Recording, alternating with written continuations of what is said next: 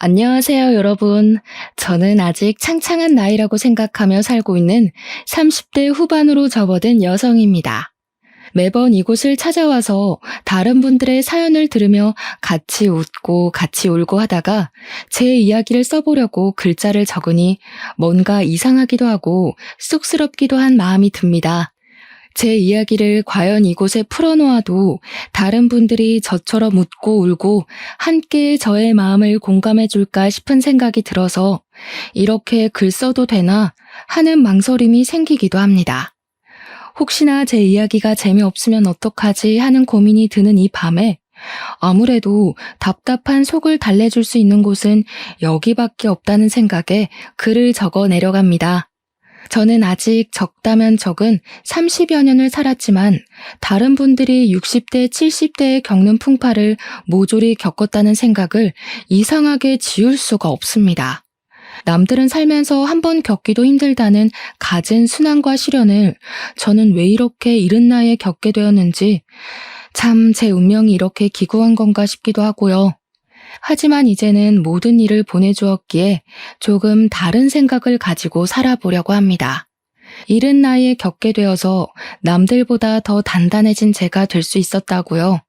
이쯤 되면 얼마나 모진 일을 겪었기에 저런 소리를 할까 싶으시죠?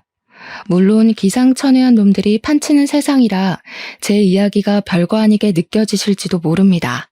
하지만 제 인생에서 이런 일은 두 번 다시 없을 것이며 다른 분들 인생에도 이런 일이 없길 바라며 제 사연을 한번 끄적 걸어봅니다. 지금부터 저와 함께 시작할 제 이야기를 끝까지 들어주시고 여러분들의 좋은 조언을 가슴에 새겨보도록 하겠습니다. 제가 오늘 들려드릴 이야기의 주인공은 사실 제가 아니라 저의 남편이라고 말을 해도 과언이 아닐 정도로 남편의 비중이 상당히 높습니다. 다른 분들도 남편을 남의 편이라 부르며 많은 이야기들을 하시던데 저의 남편은 참으로 특이한 점이 하나 있습니다. 그게 무엇이냐 하면 바로 제 남편이 아주 어마어마한 구두쇠 중에 구두쇠라는 점입니다. 동화책에서나 나오던 스크루지 아저씨 그 인간보다 더하면 더했지 덜하지 않은 사람이죠. 정말 저는 살면서 이렇게까지 돈을 아낄 수 있나? 사람이 이렇게 짠돌이일 수 있나 하는 마음을 매일같이 느끼면서 살았습니다. 왜 그런 남자와 결혼을 했냐 싶으시죠? 처음에 저는 남편의 근검절약하는 모습이 너무 검소해 보이고 신중해 보이고 이 사람이랑 살면 평생 돈 걱정은 안 해도 되겠구나 싶었습니다. 어떻게 보면 그 구두쇠 짠돌이 같은 모습이 제 마음을 움직이게 만든 결정적인 부분이기도 했던 것입니다. 저랑 남편은 제가 다니던 직장에서 만나게 되었는데 제가 일하던 곳이 주방용품, 그러니까 업소용 주방 가전, 가정용 주방 가전 같은 것을 파는 매장이었습니다. 그 매장에서 저는 일개 직원에 불과했지만 우리 남편은 그 커다란 매장을 운영하고 있는 사장님이었습니다.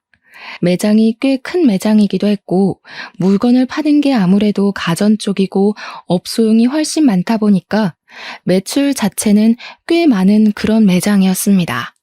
원래 주방 가전이라는 게 여성들의 마음을 움직이게 하는 전자제품이다 보니까 구매를 하러 오시는 분들이 통 크게 주문을 하시곤 하셨거든요. 한마디로 남편은 현금을 꽤 만지는 사람이었습니다. 현금으로 사면 살짝 할인도 해드리고 수수료도 조금 빼주고 하고 있기 때문이었습니다. 거기다가 가게에 들어오는 가전들이 중고 가전들도 있었고 새 가전들도 취급을 했는데 다른 매장이 철수할 때 싸게 수입해서 번쩍번쩍 광을 내고 조금 웃돈 받아 팔기도 했었습니다. 철수하는 매장에서 다량으로 물건들이 들어오게 되면 꽤 대박인 수준으로 물건 재판매가 되어서 돈을 굴리기엔 쏠쏠한 매장이었습니다. 아무튼 그런 남편은 돈을 잘 번다는 사람임에도 불구하고 엄청난 짠돌이처럼 굴었는데 사실 연애를 할 당시에는 이 정도까지 짠돌이는 아니었습니다. 돈을 써야 하는 타이밍에는 팍팍 쓰면서 저에게 선물도 잘 안겨주었고 아낄 때는 그 누구보다 아끼며 사치를 절대 하지 않는 계획적인 인간처럼 보였습니다. 거기다가 남편이 저보다 10살이나 연상이었기 때문에 사실 연애를 할 당시에 제가 지나가는 말로 예쁘다 하면 바로바로 결제를 해주는 그런 남자였죠. 한마디로 사랑하는 사람에게만큼은 절대로 돈을 아끼지 않는 이 시대 최고의 남성이었단 말입니다. 하지만 사업장에서는 연애할 때의 모습과는 전혀 다르게 조금 구두쇠처럼 굴기는 했었습니다. 예를 들면 회식을 할 때 메뉴는 무조건 돼지로 통일이라거나 커피 같은 것도 직원들이 지나가는 말로 아메리카노 먹고 싶다고 말을 해도 믹스커피 타서 냉장고에 넣어두고 먹으라고 모르쇠처럼 굴기도 했습니다. 물론 저는 그렇게 아끼는 모습이 밉게 보이지 않았고 오히려 사람이 계획적으로 돈을 사용하는구나 멋있다 하고 느끼고 있었습니다. 왜 그런 모습이 멋있었냐고요? 그 이유는 저희 아버지께서 돌아가시기 전에 친한 친구분께 보증을 잘못 써주었다가 집이 쫄딱 망하면서 엄청나게 힘들게 살았기 때문이었습니다. 정말 너무너무 먹고 싶은 음식 한번 제대로 먹지도 못했고 사고 싶은 옷이나 화장품 따위의 것들도 사지를 못했습니다.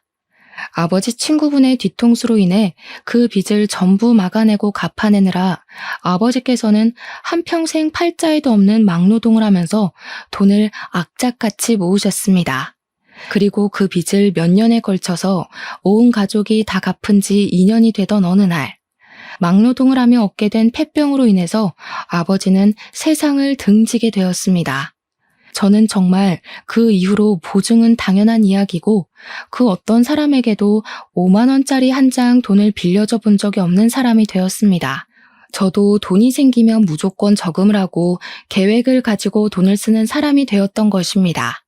저도 물론 남편을 만나기 전에 여러 연애를 하면서 살았는데 그때마다 남자친구들이 저에게 짠순이라며 저의 근검절약을 나쁘게 보는 사람들이 덜어 있었습니다. 그래서 저는 저처럼 절약하는 습관이 있는 남자를 만나고 싶다는 생각을 꾸준히 해왔었는데 완벽하게 제 남편이 제가 원하는 모습을 하고 있더라고요. 우리 남편은 정말 심각한 구두쇠지만 저에게만큼은 돈을 아끼지 않겠다고 하지 않았겠습니까? 그러니 제 눈에는 누구보다 1등 신랑감으로 보였던 겁니다. 우리 남편이 저보다 10살이 연상이었기 때문에 사실 얼굴이 좀 많이 늙어 보이기도 했고 몸매도 아저씨처럼 볼품이 없는 사람이긴 했습니다. 하지만 그 모든 단점이 우리 남편의 절약 정신으로 용서가 되었습니다. 저의 앞으로의 미래를 생각하면 편하게 살 수 있겠다 싶은 그런 남자요. 주방 가전을 다루고 있는 매장을 운영해서 그런 건지 주부들의 세심한 고충을 잘 이해하고 있는 내 남편이 얼마나 든든해 보였는지 상상이나 가실까요? 남편이 물건을 사러 온 주부들에게 입만 딱 열면 주부들이 그 언변에 살살 녹아서 물건을 구매해 가곤 했습니다. 이쯤에서 우리 남편의 자랑 아닌 자랑을 멈추고 이야기를 하자면 저는 남편에게 프로포즈를 받았고 결혼을 하기로 했습니다. 아버지가 돌아가신 이후에 쭉 혼자 살고 계시던 저희 어머니께서도 진심으로 기뻐해 주시면서 저의 결혼을 지지해 주셨습니다. 그런데 참으로 이상하게 말입니다. 도총각을 제가 구제해 주는 것이나 다름이 없음에도 우리 시모가 저를 별로 마음에 들어 하지 않는 게 아니겠습니까? 왜 그런 건지는 모르겠는데 대충 제 예상으로는 아들이 결혼을 한다고 하니까 본인에게 주는 용돈이 줄어들지는 않을까 걱정스러움에 결혼을 반대하는 것 같았습니다. 제가 30 중반쯤 결혼을 했으니 40 중반인 아들에게 얹혀서 살고 계시던 시모가 갑자기 아들이 결혼을 한다고 하니 앞으로의 걱정에 막막했던 것이겠죠. 남편이 그동안 시모를 완전히 모시고 살고 있었는데 남편 또한 저희 집처럼 일찌감치 시부를 떠나보내고 시모 혼자서 남편을 키운 한부모 가족이었기 때문이었습니다. 하지만 시모는 저희 어머니와는 조금 다르게 근검절약과는 거리가 있는 사람이었습니다. 이상하게 시모는 사치를 즐기시는 것 같더라고요. 시댁에 인사를 드리러 방문을 했는데 방 한 칸이 시모가 모은 명품백과 명품 옷들로 가득 차 있는 걸 보고 상당히 놀랐다고나 할까요? 오히려 젊은 저보다 명품 브랜드를 훨씬 많이 알고 매번 새로 나오는 신상품들도 줄줄이 꿰고 있었습니다. 시모의 탐탁지 않음을 견뎌내고 결혼식을 올리고 신혼생활이라는 것을 시작하게 되었는데 진짜 결혼한 지 한 일주일쯤 지났을까요? 황당한 일이 벌어지게 되었습니다. 갑자기 남편이 운영하던 매장에 세무조사가 들어오게 되었는데 남편이 보유한 현금과 주식에 대한 세금을 내야 한다고 신고를 받았다고 하더라고요. 누가 했는지 모르겠지만 남편이 그동안 뒤로 몰래 숨겨놓은 현금들이 꽤 있었고 세무조사가 들어오게 되면서 남편은 그 돈을 다시 옮겨놔야 했습니다. 남편은 세금을 줄이기 위해서 백방으로 발에 땀이 나게 돌아다니며 물어본 결과 보유하고 있는 주식들만 와이프에게 양도를 해도 세금이 줄어들 것이란 이야기를 듣게 되었습니다. 남편은 세금을 내는 돈이 세상에서 제일 아까운 돈이라고 하면서 저에게 주식을 양도해주겠다고 이야기를 했고 사실 저는 끼름칙해서 싫다고 했습니다. 남편은 줄기차게 부부간에 양도를 하는 것이라며 절대로 법적으로 문제될 일이 없으니 안심하라고 저에게 주식을 대거 옮겨두었습니다. 사실 저는 세금이라는 건 국민이라면 누구나 내야 하는 부분이고 이런 행동이 탈세라는 행동이라 생각을 하고 있었습니다. 마음 같아서는 끝까지 받고 싶지 않았죠. 이렇게까지 귀찮은 짓을 벌이며 세금을 내지 않으려고 하는 남편이 이해가 가지 않았습니다. 결혼한 지 3개월이 지났을 때부터 저는 점점 남편에게 실망할 만한 일들이 생기기 시작했습니다. 남편은 병적으로 저에게 돈을 주는 것을 싫어했고 돈을 아끼기 시작했습니다. 어떤 일까지 있었냐 하면요. 제가 올이 나간 스타킹을 버리려고 하자 남편이 득달같이 달려와서는 멀쩡해 보이는데 이걸 왜 버리냐고 잔소리를 하더라고요. 올이 나가서 신을 수가 없다고 했더니 다 사용할 곳이 있다고 하면서 욕실에서 거의 다 쓴 조각난 비누들 있죠? 그걸 모아둔 통을 들고 오는 게 아니겠습니까? 저는 비누들을 버리지 않고 모아둔 남편에게 한 번 놀랐고 그 비누 조각들을 전부 스타킹에 모아서는 씻으라고 던져주는 남편에게 2번 놀랐습니다. 사람이 절약을 하면서 살 줄 알아야지. 예전에는 이 비누들 다 모아다가 빨래하는 데 쓰고 그랬어. 아니, 스타킹을 빨아둔 것도 아니고 제가 신다가 올이 나가서 버리려고 둔 스타킹에 비누 조각을 모아서 거품 내서 씻으라고 하는데 누가 좋겠습니까? 저는 그 행위 자체가 너무 더럽기도 하고 찝찝하기도 해서 그 비누를 쓰고 싶지 않았는데 그 뒤로 제가 그 비누를 얼마나 썼나 감시를 하기 시작했습니다. 그런 숨막히는 분위기 속에서 신혼생활의 분위기가 좋았으면 얼마나 좋았을까요? 그러다 저희에게도 아주 좋은 소식이 찾아오게 되었습니다. 결혼 6개월 차가 되었을 때 제가 임신을 하게 되었던 것입니다. 임신과 출산을 해보신 분들은 잘 아시겠지만 입덧이라는 게 제 마음처럼 조절이 되는 것이 아니지 않겠습니까? 이상하게 먹을 것이 너무 당기는 바람에 살이 어마어마하게 올랐습니다. 제 몸무게가 결혼할 때쯤 50kg 정도였는데 만삭 때 무게는 76kg가 될 정도로 살이 엄청나게 붙게 되었습니다. 오죽하면 병원에서도 임신 당뇨가 올 수 있으니 조심해야 한다고 과일이나 당류를 먹지 말라고 경고를 할 정도였으니 상상이 가시겠죠. 처음에 살이 붙기 시작했을 때 남편은 임신했으니까 살이 붙는 건 당연한 거라고 마음껏 먹으라고 저를 안심시켜 주었지만 날이 갈수록 불어나니 눈치를 주더라고요.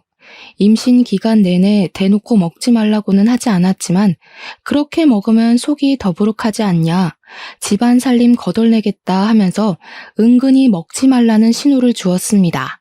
저희 친정어머니께서는 제가 임신을 했다고 하니 좋은 걸 먹이고 싶어서 반찬도 가져다 주시고 제철 음식도 매번 해서 주셨습니다. 하지만 시모는 살이 찐 저를 보면서 저러다가 소박을 맞는 거 아니냐면서 적당히 살을 찌우라고 잔소리를 멈추지 않으셨습니다. 우리 아들이 퍽이나 그런 몸매를 한 여자한테 마음이 동하겠니? 살이 쪄도 어쩜 저리 뒤룩뒤룩 찐 건지 보기 흉하다. 그렇게 서러운 임신 기간을 보내고 출산을 한 뒤로 정말 이래도 되나 싶을 정도로 지옥 같은 육아를 시작하게 되었는데 이상하게 몸무게는 별로 빠지지 않더라고요. 누가 그런 소리를 했었는데 육아는 운동이 아니라 노동이라고. 노동은 절대로 살이 빠지지 않는다고요. 아무튼 그렇게 열심히 아이를 돌보고 밥도 제대로 못 먹고 했는데도 불구하고 살은 60kg 초반에서 더 이상 빠지지 않았습니다. 결혼을 할 당시보다 10kg 이상 살이 올라붙었으니 제 모습이 얼마나 미워 보였겠습니까? 남편이 저와 같은 방에서 자는 걸 거부하기 시작했습니다. 당신이 싫어서 각방을 쓰겠다는 게 아니라 애가 밤마다 울어대니까 시끄러워서 내가 같이 잠을 잘 수가 없잖아. 나는 내일 출근을 해야 하는 사람인데, 내가 잠 못 자서 출근 못하면 돈은 누가 벌어올 거야? 애 때문에 잠을 푹 못 자니까 내일 일에 지장이 생기잖아. 아무튼 따로 잘 테니까 그런 줄 알아. 저는 그런 남편에게 배신감이 느껴지기도 했고 서럽기도 했지만 생활비가 전부 남편의 주머니에서 나오고 있었으니 어쩔 수가 없었습니다. 아이가 생후 10개월을 막 넘겼을 때 갑자기 열이 엄청나게 나면서 온몸이 새빨갛게 달아오르고 아기가 힘없이 축축 늘어지기 시작했습니다. 하필이면 그날이 금요일 밤이었고 병원 문이 열려있는 곳이라고는 응급실밖에 없는 상황이었습니다. 애는 열이 너무 올라서 그 작은 몸으로 온몸을 부들부들 떨며 경기를 일으키는 지경이 되었는데 남편은 태연하게 휴대폰만 만지고 있는 게 아니겠습니까? 뭐해? 빨리 옷 입어요. 우리 애 이러다가 큰일 나겠어. 빨리 응급실이라도 가요. 아니 고작 열 좀 나는 걸로 뭘 응급실이야? 그냥 해열제나 먹이고 땀이나 닦아주면 된다던데. 지금 응급실 가면 돈만 비싸고 처방해주는 건 다 똑같아. 어차피 가봐야 해열제나 먹이라고 할 텐데. 그냥 월요일까지 버텼다가 동네 소아과 가. 아니 아무리 아이한테 관심이 없다고 해도 그렇지. 말도 못하는 우리 아기가 아픈데 돈 아깝다는 말이 나올 수가 있는지 정신이 나갈 것 같더라고요. 저는 열 경련을 일으키는 아이의 열을 내리려고 온몸을 미지근한 수건으로 닦아주고 있었는데 그 물이랑 수건을 너무 화가 나서 남편에게 던져버렸습니다. 당신이 그러고도 애 아빠야? 사람이야? 애가 아픈데 휴대폰만 만지고 있으면서 아무것도 안 하는 게. 아이씨, 오래간만에 쉬는 날인데 별걸로 다 난리야. 그러더니 저를 째려보면서 축축하게 젖은 옷을 벗어 거실 바닥에 아무렇게나 던져두고는 방으로 쑥 들어가는 게 아니겠습니까?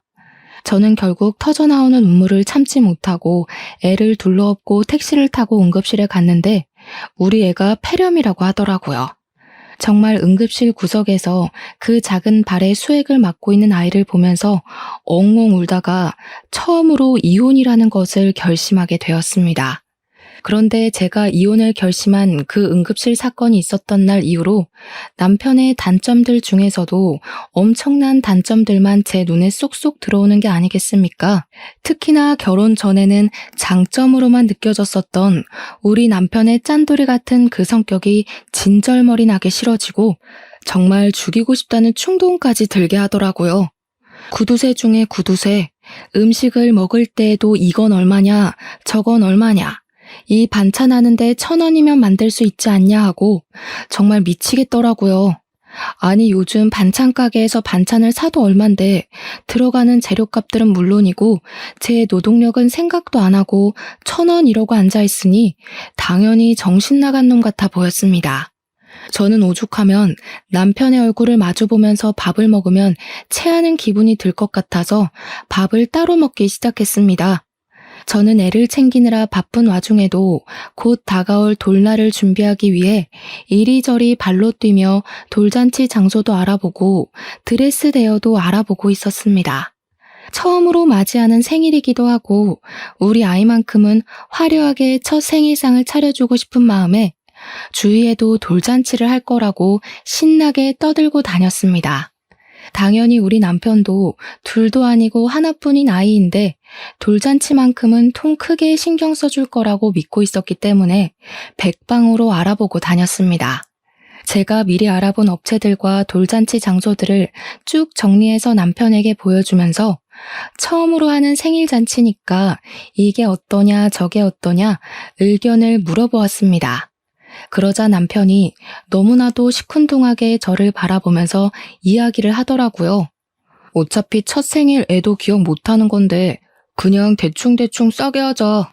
돌잔치 오는 손님들한테 금이나 받고 현금이나 챙기는 거지. 누가 요즘 돌잔치에 이렇게 비싼 돈을 태워?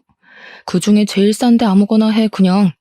손님들 어차피 뭐 즐기려고 오는 것도 아닌데 구색 맞추기잖아. 그래도 우리 아이 첫 생일인데 어떻게 대충 하자는 말이 나올 수 있어요? 대부분 다 나처럼 생각한다니까. 오는 게 있으면 가는 것도 있다. 딱 이 마인드로 참석하는 거야.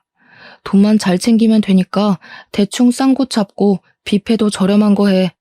남편은 그 뒤로 정말 아이의 돌잔치 계획에 단 한 줄의 의견도 첨가하지 않았고 저는 서운한 마음을 가득 안고 여러 업체를 알아보고 결정을 내렸습니다. 남편에게 이 정도 돈이 들어갈 것 같다고 말을 하니까 뭐가 그렇게 비싸냐고 더 싼 곳으로 알아보라고 저에게 핀잔을 주는 것이 아니겠습니까? 뭐만 하면 돈돈거리니까 저도 서운하고 기분이 나빠서 친구들을 만나 수다라도 떨고 와야겠다는 생각이 들더라고요. 그런데 남편이 정말 생활비로 주는 현금이 엄청나게 적기도 했고 카드를 쓰면 카드 내역이 전부 남편에게 문자로 전송이 되고 있었습니다. 밥 한 끼 밖에 나가서 사 먹는 일이 쉽지 않았다는 이야기죠. 그래서 창피하긴 했지만 남편에게 친구들을 만나러 나가게 현금을 조금 달라고 했습니다. 내가 준 생활비는 다 어디에다 쓰고 돈을 달라고 그래? 그렇게 사람이 계획 없이 살 거야? 잔소리를 실컷 하며 사회생활에서 받은 스트레스를 저에게 다 쏟아내더니 현금 딸랑 2만 원을 주더라고요. 친구들 만나서 얻어먹을 줄도 알아야 한다고 하면서 커피값으로 2만 원이면 충분하지 않냐고 하는데 그 돈을 받으면서 제 처지가 어찌나 서럽게 느껴지던지 친구들을 만나서도 이런 이야기는 차마 못하겠더라고요. 10살이나 많은 남자에게 시집가서 거의 노예나 다름없는 생활을 하고 있다는 걸 제 입으로 어떻게 말을 하겠습니까? 그런데 아주 통쾌하고 기가 막힌 나름의 복수를 할 기회가 찾아왔습니다. 저희 아이가 돌잔치가 있던 그 해가 어머님의 칠순인 해와 겹치게 되었는데 생일도 비슷한 시점이었던 것이었습니다. 남편은 저희 아이 돌잔치는 싸게 빨리빨리 준비를 하라고 손님들에게 돈만 걷으면 된다고 말을 하더니 시모는 최고급 호텔에서 칠순잔치를 해주겠다고 하더라고요. 너무나도 당당하고 뻔뻔하게 저에게 이야기를 하는데 제가 기가 막혀서 무슨 대꾸를 해야 할지조차 감이 오지 않았습니다. 우리 엄마는 고생고생해서 나를 키워주셨는데 내가 그 정도도 못해? 우리 아이는 돈 없다고 동네 지하 뷔페에서 싸게 하자고 하더니 어머님 칠순잔치는 뭐가 다르다고 그렇게 크게 하냐 이거지. 너 진짜 생각이 못됐어. 칠순이랑 돌이 같냐? 우리의 칠순 때는 호텔에서 하겠지. 그걸 지금 말이라고 하는 거야? 우리의 첫 생일인데 칠순이랑 다를 게 뭐야? 야, 너는 우리 엄마가 앞으로 살면 얼마나 더 산다고 그걸 질투하고 그래? 됐고, 그렇게 결정했으니까 앞으로 토달지 마. 남편이 질투라는 단어를 꺼내는데 얼마나 어이가 없던지, 이걸 질투라는 단어로 포장할 수 있는 문제인지 모르겠더라고요. 저는 그 뒤로 이를 갈면서 어떻게든 남편에게 통쾌한 복수를 하겠다고 생각했고 짜증을 꾹꾹 삼키고 어머님의 칠순잔치 식순에 아주 특별한 순서를 넣기로 결심했습니다. 그것은 바로 우리 아이의 돌잔치 식순을 어머님 칠순잔치 중에 끼워 넣기로 결정을 내린 것이었습니다. 남편이 호텔에 예약을 하기 무섭게 호텔 측에 따로 이야기를 해서 칠순잔치와 돌잔치를 같이 넣기로 결정을 내렸고 돌잡이와 돌상도 모두 준비를 마쳤습니다. 그리고 제 친구들이며 지인들에게 일일이 연락을 돌려서 그 잔치 자리에 초대를 했고 어머님 칠순잔치 겸 돌잔치를 제 손으로 모두 준비하기 시작했습니다. 남편에게 제가 칠순잔치 준비를 할 테니 걱정하지 말고 있으라고 이야기를 했더니 내심 좋아하면서 아예 신경도 쓰지 않더라고요. 단순한 사람이라 이럴 때는 참 편했습니다. 당연히 제가 이런 계획을 세우고 있다는 것을 시모와 남편은 꿈에도 생각하지 못했습니다. 우리 짠돌이 남편은 시모 칠순잔치에 방문할 손님들이 대충 100명 정도 될 것이라고 예상을 하고 있었는데 실상은 매우 달랐습니다. 우리 아이 돌잔치에 참석할 손님들만 해도 100명이 더 추가가 되었으니 얼마나 놀랐을지 상상이나 가시나요? 제가 그 100명을 끌어모으기 위해서 평소에 연락을 하지도 않던 지인들에게 일일이 연락을 돌려서 우리 아이 돌잔치에 제발 참석해서 밥이라도 먹고 가라고 며칠을 졸랐는지 모릅니다. 당일이 되어서야 예약된 인원이 100명이 아닌 200명이란 사실을 알게 된 남편이 깜짝 놀라서 호텔 직원을 찾아가 따져 묻기 시작했습니다. 호텔에서 하는 잔치다 보니까 예약 인원수대로 식사가 코스 요리로 준비가 되었고 남편이 예상한 금액의 2배가 나오게 생겼으니 정신이 빠진 사람처럼 분주하게 돌아다니더라고요.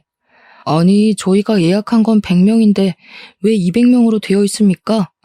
홀을 헷갈린 거 아닌가요? 이렇게 큰 장소를 예약하지 않았는데? 지난번에 손님 200분으로 변경하신다고 전화 받았었는데요. 남편은 직원이 당황해하며 예약 변경된 인원이 맞는다고 말을 하자 울그락 푸르락해져서는 저에게 무슨 짓을 했냐고 소리를 치며 대기실로 찾아왔습니다.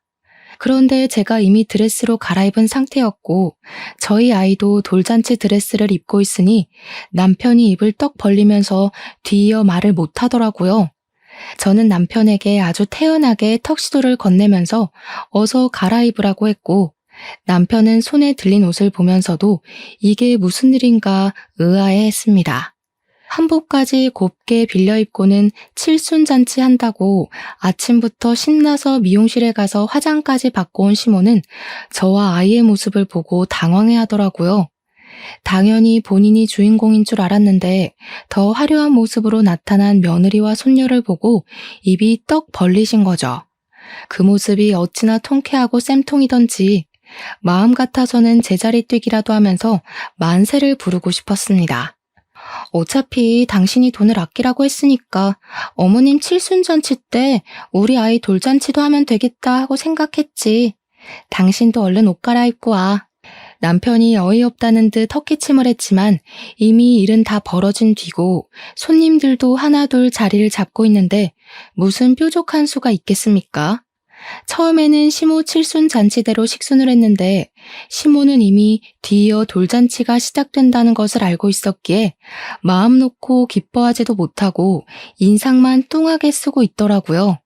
시모 친구들은 아무것도 모르고 있다가 사회자가 이제 2부 식순으로 우리 아이의 돌잔치를 시작하겠다고 하니 다들 벙쪄서는 시모만 쳐다보았습니다. 시모는 그 자리에서 화를 내지도 못하고 불편한 한숨만 꾹꾹 삼키시더라고요. 저는 시모의 칠순잔치 축하 현수막까지 다 뜯어내고 우리 아이의 돌잔치 축하 현수막으로 새로 바꿔 달았습니다. 2부 행사처럼 돌잔치를 하고 돌상에 돌잡이에 스냅 사진이라는 것까지 알차게 다 찍은 다음 밥도 맛있게 먹었습니다. 그날 밥맛이 어찌나 좋던지 시모와 남편의 똥 씹은 얼굴이 반찬이더라고요. 그 이후에 남편은 식대로 나온 금액을 보고 온몸을 부들부들 떨었습니다. 애초에 자식 생일에 돈을 아끼지 않았으면 이것보다 당연히 싸게 먹혔을 텐데 자기 꾀에 자기가 넘어간 것 아니겠습니까? 모든 행사가 끝이 나고 옷을 갈아입고 나왔는데 분노에 휩싸인 시모가 갑자기 제 머리통을 확 치는 게 아니겠습니까? 네가 아주 내 친구들 앞에서 나를 망신 주려고 작정을 하고 덤비는구나. 순간 머리가 울리는데 저도 이성을 잃게 되더라고요. 열이 받으니까 눈에 보이는 게 없어서 저도 그만 시모의 머리통을 그냥 빡 날려버렸습니다. 아무래도 젊은 제가 팔 힘도 훨씬 좋지 않겠습니까? 애써 고정시킨 시모의 머리가 흐트러지고 옆으로 휘청거리시더라고요. 시모가 진짜 아프긴 아팠는지 눈물을 뚝뚝 흘리면서 남편을 바라보는데 남편이 씩씩거리면서 시모 편을 들더라고요. 너 정신 나간 게 틀림없구나. 지금 우리 엄마를 때려? 야, 너네 엄마가 내 머리통 때린 건 눈에도 안 보이냐? 야, 너네 엄마? 이게 진짜 그거랑 그게 같아? 어? 너 식대가 지금 얼마가 나온 줄 알고 이러는 거야? 2홀 빌리는 데만 1,000만 원이야. 그런데 지금 10대만 2천만 원 나온 게 말이 되냐고. 너네 엄마네 손님들은 돈도 별로 안 내놓고 갔나 봐. 우리 애 손님들은 금반지에 돈봉투 아주 두둑하게 했던데. 그걸 왜 네가 챙겨? 내놔. 어머, 이걸 어쩌지? 현금은 이미 통장에 넣었고 금반지는 우리 엄마한테 녹여서 목걸이 만들어달라고 보냈는데. 그렇게 통쾌한 복수를 하고 난 이후 남편은 아주 치사한 방법으로 저를 괴롭히기 시작했습니다. 바로 생활비를 확 줄여버린 것이었습니다. 남편은 생활비를 줄이면서 저에게 돌잔치 때 돈 많이 챙긴 거 아니었냐고 그 돈으로 생활하면 되겠다고 비아냥거렸습니다. 저는 아기 분유값에 기저귀 값에 부가적으로 들어가는 돈 때문에 힘들어 죽겠는데 남편이라는 놈이 저런 식으로 나오니까 열이 받아서 더는 이렇게 못 살겠다 싶었습니다. 거기다가 저랑 애한테 들어가는 돈은 그렇게나 아끼고 아껴대면서 자기 먹고 노는 돈이랑 시모에게 들어가는 사치 비용은 하나도 아끼질 않더라고요.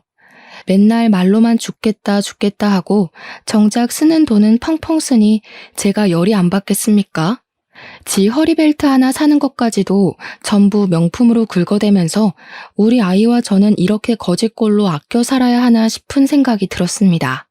그러던 어느 날 항상 하늘은 불쌍한 자를 돕는다고 하지 않겠습니까? 우리 남편이 친구를 따라가서 돈을 더 불리고 싶다는 욕심에 큰 투자를 하나 하게 되었습니다. 물론 저에게는 비밀로 하고 가게 보증금까지 담보로 잡고서는 고위험에 속하는 주식 투자를 하나 들어가게 되었는데 사실 저희 남편이 투자를 잘하긴 하거든요. 엄청나게 좋은 주식이라는 말에 큰돈 한번 당겨보자는 심산으로 친구 따라 알아보지도 않고 아무 주식이나 들어갔다가 휴지 조각으로 변해버리고 만 것입니다. 있는 돈으로만 투자를 했으면 돈 잃고 마는 것인데 가게에 보증금까지 걸어뒀으니 남편 발등에 불똥이 튀기 시작한 거죠. 거기다가 엎친 데 덮친 격으로 팔았던 물건들에 어마어마한 클레임이 걸려오면서 된통 그 값까지 뒤집어 쓰게 된 것입니다. 우리 남편은 순식간에 빚더미에 앉은 알거지가 되었습니다.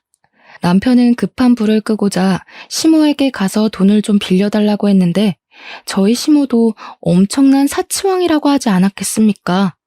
당연히 돈 없다고 했다더라고요. 그 이후에 남편은 정말 정신 나간 사람처럼 쉬지 않고 이곳저곳에 돈을 빌리러 다니기 시작했는데 어쩜 돈을 빌려주겠다고 나서는 친구가 하나도 없었습니다. 저는 그런 초라한 남편의 모습을 보면서 깨닫게 되었습니다. 남편이 오죽 짠돌이처럼 굴었으면 이런 위급한 상황에 돈을 빌려줄 친구가 하나도 없는지 말입니다. 저도 물론 근검절약하는 생활을 이어가긴 했지만 남편은 저와 수준이 다를 정도로 주위 사람들에게 돈을 아끼면서 살았거든요. 자기가 밥을 살 때에는 싸구려만 먹이고 남한테 얻어먹을 때는 하나라도 더 뽑아 먹으려고 애를 쓰는 사람처럼 살았으니 누가 남편을 돕고 싶겠습니까? 그것도 자기 매장을 운영하면서 돈까지 넉넉하게 만지는 사람이 없는 사람들보다 더 없는 모습으로 살았으니 친구들이 전부 진절머리가 났겠죠. 도울 때 확실하게 도울 줄 알았어야 했는데 남편에게 그런 지혜는 전혀 없었던 것입니다. 여보, 나 진짜 이러다가 가게고 나발이고 거리에 나앉게 생겼다고. 처가에 가서 돈이라도 좀 빌려달라고 해봐. 어? 저에게 사정사정을 하다가 돈 빌려오라고 윽박을 질렀다가 하는데 저는 그런 남편의 모습이 너무나도 웃겨서 깔깔거리며 비웃어 주었습니다. 남편이 정신나간 년처럼 웃는 저를 보면서 머리가 어떻게 된 거 아니냐고 우리 가족 전부 거리에 나앉게 생겼는데 웃음이 나오냐고 소리를 치더라고요. 저는 그런 남편에게 정색을 하며 이야기를 했습니다. 왜 웃으면 안 돼? 그동안 지사치하는데 돈 쓰고 할 때는 아까운 줄 모르고 팍팍 쓰더니 이제 와서 아쉬우니까 친정 타령? 우리 집에 도대체 뭘 해준 게 있다고 우리 엄마 돈을 가져오라고 하는 건데? 당신 진짜 양심 없다. 가족이니까 당연히 사이가 힘든데 한 푼이라도 더 쥐어줘야 하는 거 아니냐? 어? 당신은 우리 엄마한테 뭐 하나 해준 거라도 있어? 사람이 어떻게 매번 주거니 받거니 해. 이번에 도와주시면 내가 또 언젠가 도움이 될 날이 있지 않겠냐고. 지금 당신 꼴을 보면서 이야기해. 당신이 얼마나 짠돌이처럼 굴고 사람들을 못 챙겼으면 이렇게 힘들 때 나서서 도와주겠다는 사람이 하나도 없어? 가게나 정리하고 빚이나 막아. 그랬더니 남편이 입에 거품을 물면서 가게를 정리하고 나면 우리 가족들 전부 뭐 먹고 살라고 그런 소리를 하냐고 화를 내는 게 아니겠습니까? 정말 연애할 때랑은 판이하게 다른 모습으로 저에게 신경질을 내는데 제가 그동안 이딴 저급한 인간을 남편이라고 믿고 살았다는 게 후회가 되더라고요. 저는 이혼을 확실하게 결심한 뒤였기 때문에 속이 후련해질 때까지 남편에게 비아냥거리기로 결심을 했습니다. 내가 이대로 혼자 죽을 줄 알아? 내가 망하면 우리 가족 전부 다 망하는 거야.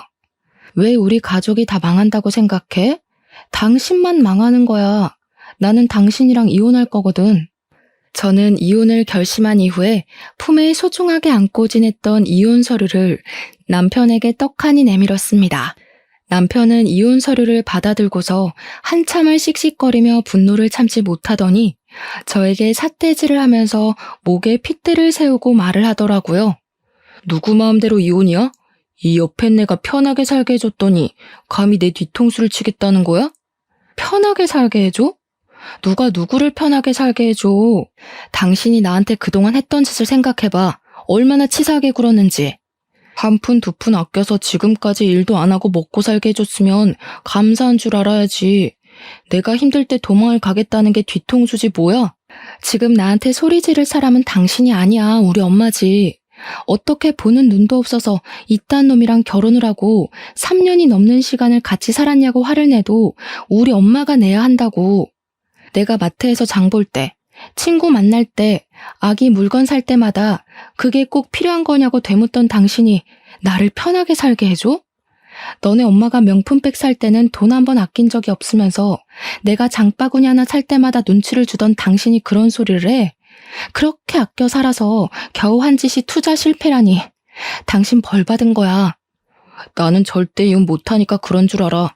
어디 옆에 내가 집에서 애나 돌보고 집안일이나 할 것이지 큰 소리를 떵떵 치고 살아. 누구 마음대로 못해준다 만다야? 당신이 못하겠다고 버티면 나는 소송이라도 할 테니까 그런 줄 알아. 제가 소송까지 불사르겠다고 하자 남편은 씩씩거리다가 갑자기 소리를 꽥 지르면서 저에게 생각난 듯 말을 했습니다. 내가 신혼 초에 넘겨놨던 주식 있지? 그거 그대로 있지? 네가 가진 내 주식 다시 내 계좌로 돌려놔. 그거면 급한 불 맞고도 남지. 내놔.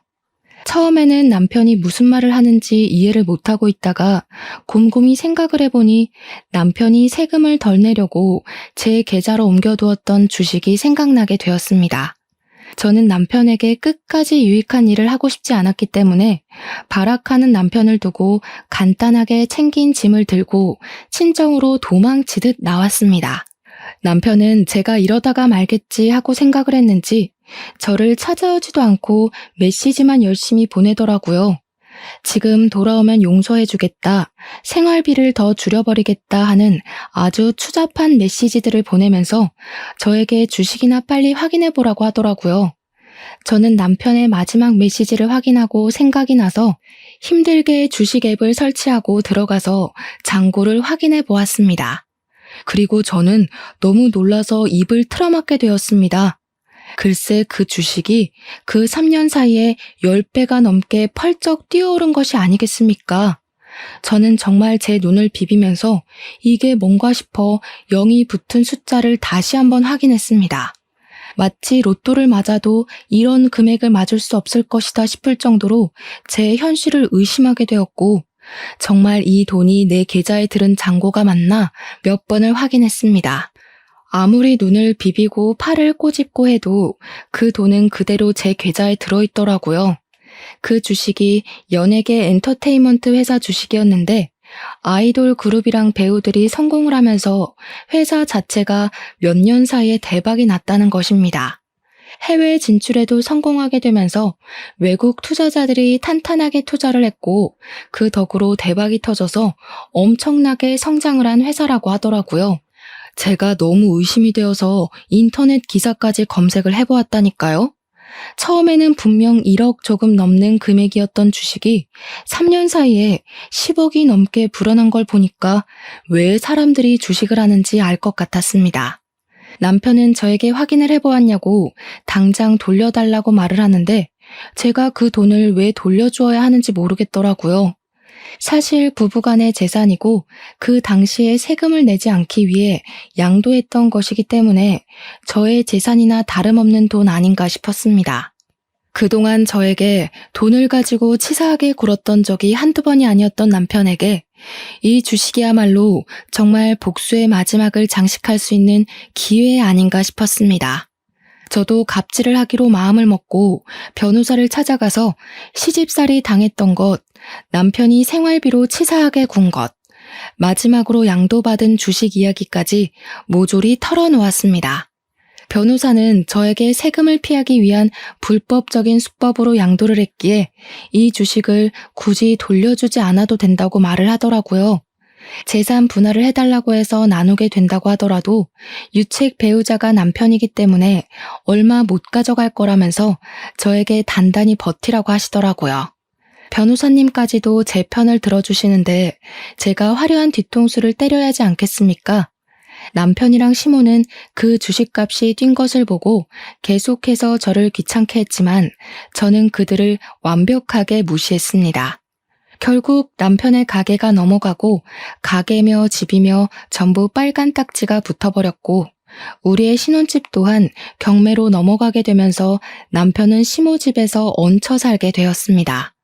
시모는 망해버린 아들이 돈까지 주지 않으니까 사치를 못해서 답답해 죽겠다며 읍소를 했습니다. 결국 둘 다 저를 찾아와 무릎을 꿇고 빌면서 한 번만 도와달라고 사정사정을 하더라고요. 제가 가진 돈의 반의 반만이라도 나눠주면 안 되냐고 잘못했다고 말입니다. 저는 당연히 그들의 처지를 비웃으며 응, 안 돼, 돌아가 하면서 약을 올렸습니다. 내가 당신한테 돈 가지고 벌벌 기었던 걸 생각하면 이 뒤통수에 몇 배를 돌려주어도 모자랄 지경이야. 앞으로도 그렇게 짠돌이처럼 아껴 살면서 돈 모아서 갚도록 해. 알겠지? 아, 그래도 내가 그동안 살았던 정이 있으니까 밥 사 먹을 돈은 줄게. 그러면서 지갑에서 딱 2만 원을 꺼내서 남편에게 주었습니다. 남편은 돈을 받으면서 부들부들 떨더라고요. 밥 먹는데 무슨 10,000원씩이나 들어? 적당히 분식 같은 거 사 먹어. 그럼 넉넉하게 쓸 수 있어. 아메리카노도 한 잔 먹고. 남편이 벙찐 얼굴로 저를 바라보는데 친정 어머니께서 경찰에 신고를 하셨더라고요. 여기 주거 침입한 사람들 당장 잡아가라고요.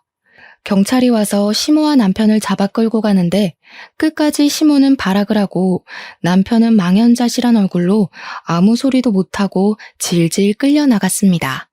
결국 남편이랑은 7개월의 소송 끝에 이혼을 하게 되었고 재산 분할해주라는 결과가 나오긴 했는데 주식의 10%만 주면 된다고 하더라고요. 쿨하게 딱 1억 송금해주고 끝냈습니다. 저는 남편 덕에 공짜로 얻은 돈으로 우리 아기를 잘 키우면서 행복하게 살고 있어요.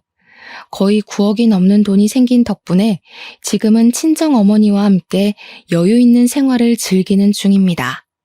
해외까지는 아니지만 국내 여행도 자주 다니고 있고 우리 아이를 위해 부족함 없이 지내고 있어 몸도 마음도 건강해지고 있답니다. 여러분께서 큰 결정을 내릴 때 저의 이야기가 도움이 되길 바라면서 오늘 저의 사연은 여기서 마치도록 하겠습니다. 감사합니다.